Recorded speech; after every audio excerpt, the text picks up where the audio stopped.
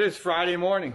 Isn't that right, Conrad? Yep. And we decided, we decided that this mower here is not cutting as good as it should have been. We re-leveled the deck yesterday, and we put the blades back on that we've been running on it, which were these high lift short tails. And for some reason, I mean, they've been sharpened quite a bit. These blades are almost shot anyway. But they had a nice sharp 30-degree angle on them, and they just were not cutting for crap yesterday. I also measured them out, and they are like almost a ½ inch shorter than what the stock blades are to be on there. I don't know why that is. I think we've always been running these on there for a while. And I don't know what the deal is with that. That could be a reason why, because it's been leaving stragglers too, and that could definitely play a part in that. But anyway, we put the super high lifts back on there. You probably, no, you can't see them under there. But we put the super high lifts. I think I have another set over here somewhere. I'm sure I do. Oh, there's a set right there. See how that back wing comes almost straight up? That's a super high lift, as compared to a regular high lift. But, so anyway, we did that for the Skag V-Ride 2. And I want to run the walker today.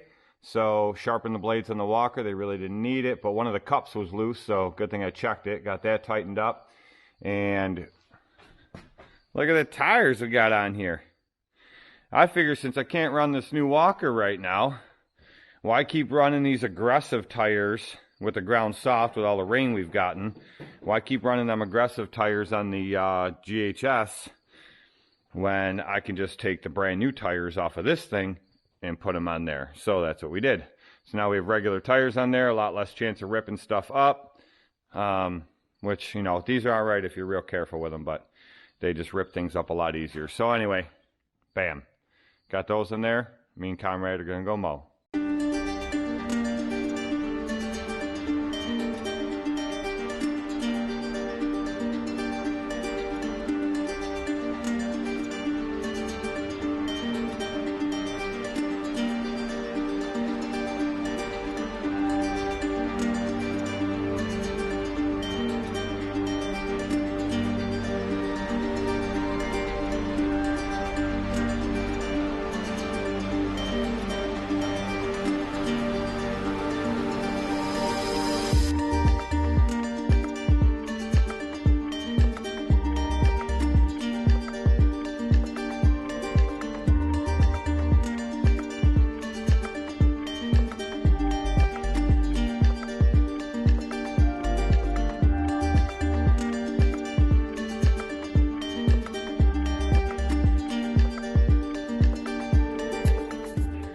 So it is Saturday. It is 4:03 in the afternoon. I've been here since 7:30 this morning messing with the new walker. Yeah. Yeah. Golly.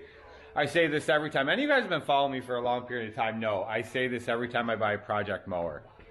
Use friggin' grease. It's there for a damn reason. Buy your ass a grease. You can't say that. This is a family channel. Buy your hind end a grease gun and grease your flipping machines. I replaced a ton of grease fittings on this thing today. They hadn't had grease in forever. The split shaft, okay, spring loaded. That's how you get them off there, how you take them off the main drive shaft, and this goes up to the other end that goes into the deck, right? This would not even come off. I don't think it's ever been greased. I end up using a slide hammer with a CV shaft claw to get this thing off of there. That's how seized this thing was on there. Grease fittings I had to replace all over the place. I did rip that crap seat off and the new seat came in. The same leather comfort seat that we put on the MT GHS. I drained all of the hydro systems.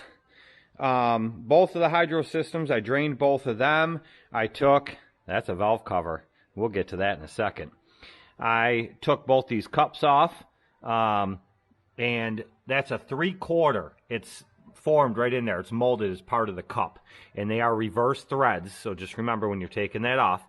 And I took them out, and I completely cleaned both those cups, and put them back on there.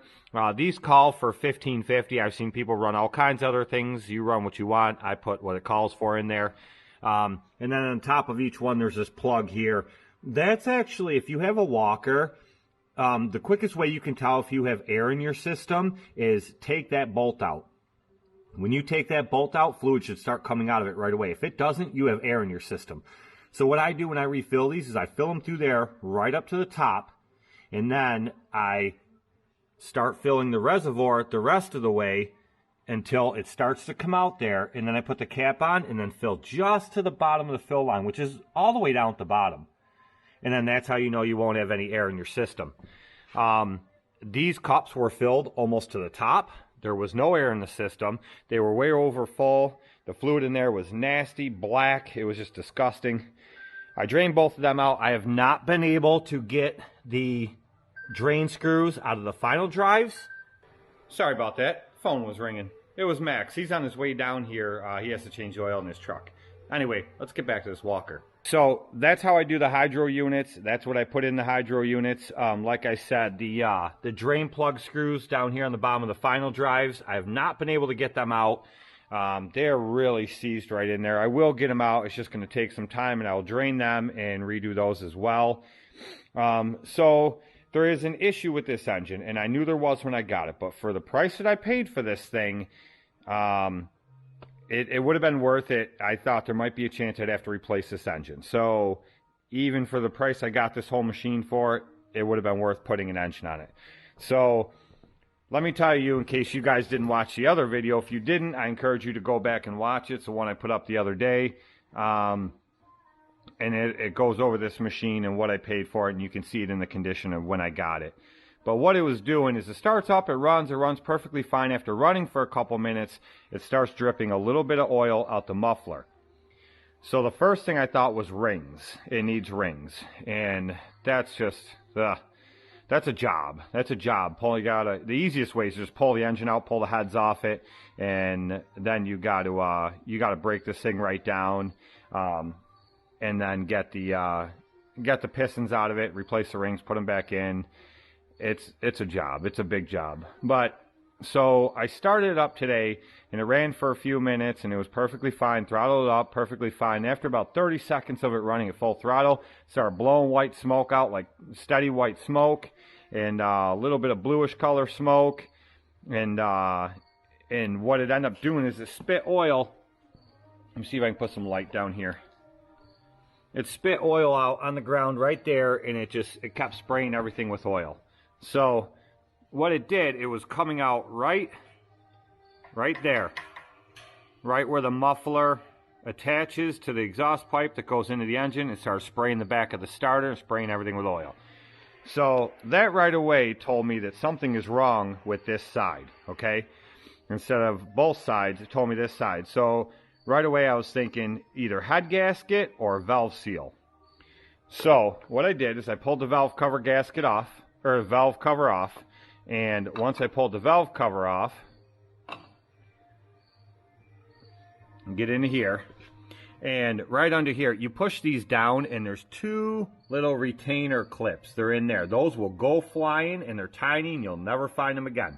So you got to be careful. But you push this down, pull them off, and then that's the top portion of the valve seal. They're about that long, and they're metal and plastic, and then they have like a rubber that goes around them, and that's what seals it. So I figured that is probably my issue. It still might be a head gasket, which you just pull the head off right here. The head gasket's right down there, no big deal. But I figured I would check this first. So I pulled the rockers off there, pulled and looked at pulled the two push rods out, and the one on this side right here is this one. See the nice bend in there? Isn't that special? So that push rod is bent. So I ordered new push rods and new valve seals for both sides. I took that side apart. That side looks fine. I put it back together. But instead of waiting on parts, if I do have an issue over there, I'll already have them. I'm not going to change it because I'm not changing what's not broken. I'm pretty sure that side is fine. This side right here is the issue though. This is where I'm blowing my oil out. This is where the bent push rod is.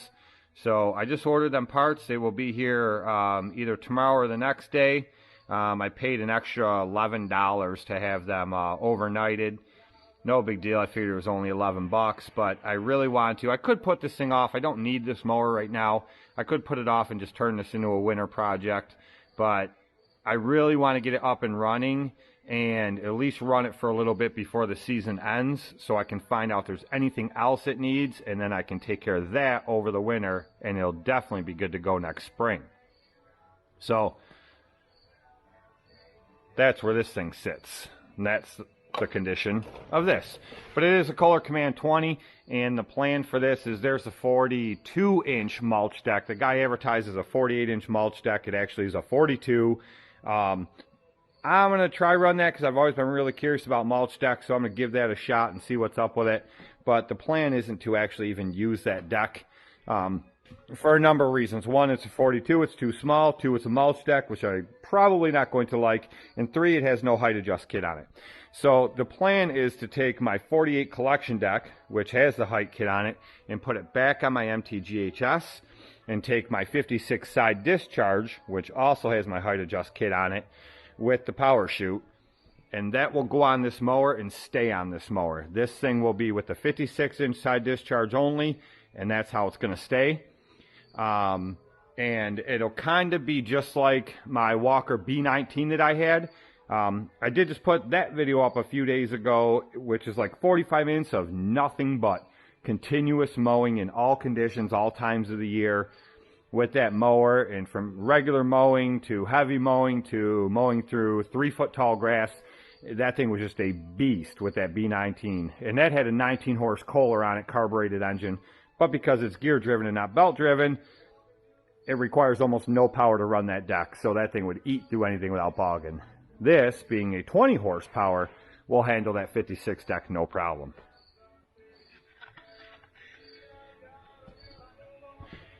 So as of right now, that is where we stand with this machine.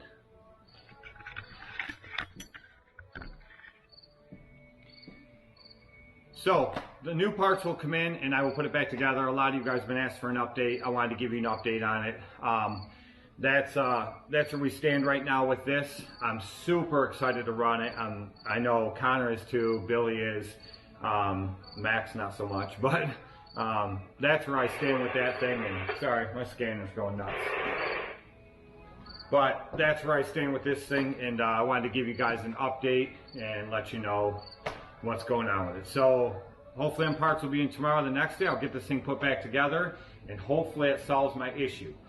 If not, then we're going deeper. We're going to head gasket next. I could just do a leak down test, which, believe it or not, even though I have every tool known to mankind, I don't have a leak down test or a compression tester. I don't know why.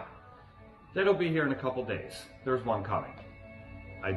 Not having a tool doesn't work for me. So if I had a leak down tester, I would have been able to tell if it was a valve seal or if it was actually the head gasket. I do believe with that bent push rod's holding that valve open and letting oil bypass. I think that's probably the issue, so we'll find out. But till the next one, guys, I just wanted to update you. I know this is kind of boring, there's really nothing to this video, but I wanted to update you guys and let you guys know instead of me answering the same questions over and over again on previous videos, everybody wanting to know. So we'll catch you guys in the next one.